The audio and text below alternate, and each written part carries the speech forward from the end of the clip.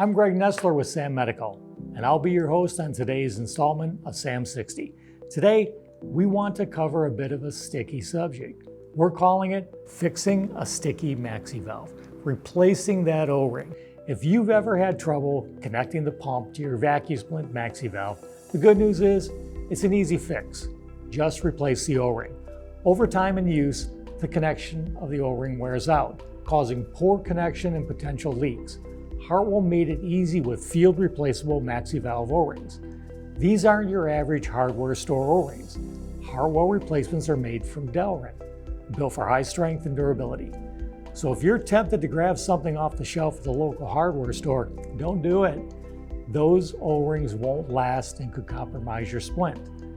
To get the ring off, grab a small pick or tweezers, pop the old ring off, seat the new one, and you're back in action. Smooth, secure, reliable connection, just like it should be.